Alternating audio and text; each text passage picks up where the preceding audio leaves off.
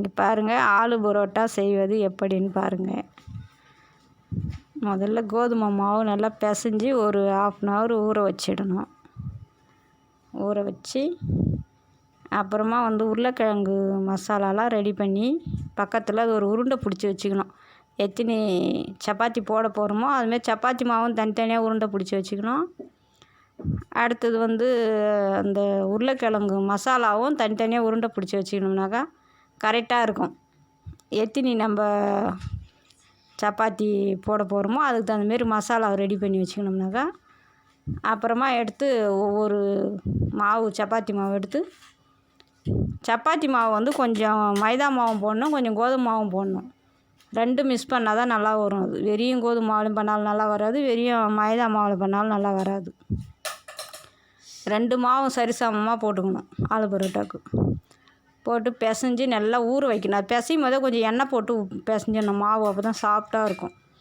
பிசைஞ்சு உருளைக்கிழங்கு மசாலாலாம் நான் சொன்ன மாதிரியே ரெடி பண்ணி வச்சுக்கிட்டு அதை எடுத்து அந்த சப்பாத்திக்குள்ளார வச்சு அழகாக மடக்கி ரொம்ப அழுத்தி தேய்க்கக்கூடாது. அழுத்தி உருட்டினோம்னாக்கா அந்த மசாலா பூரா வெளியில் வந்துடும்.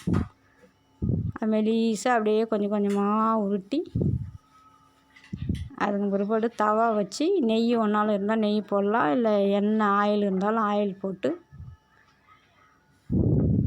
அதில் அந்த சப்பாத்தி உருட்டின சப்பாத்தி எடுத்து அதுக்குள்ளார போட்டு மெதுவாக திருப்பி விடணும். இல்லைன்னா அப்படியே பிஞ்சிக்கிட்டு போயிடும். ரொம்ப சாஃப்டாக இருக்கும், பிஞ்சிக்கிட்டே போயிடும் அவசர அவசரமாக நம்ம வேலை பார்த்தோம்னாக்கா. அதை எடுத்து போட்டு நல்லா ஸ்லோவாக கொஞ்சம் வச்சு நல்லா வேக வச்சுக்கணும். வேக வச்சு நல்லா ஒரு 2 வாட்டி திருப்பி போட்டு அழகாக தட்டில் எடுத்து வச்சுட்டு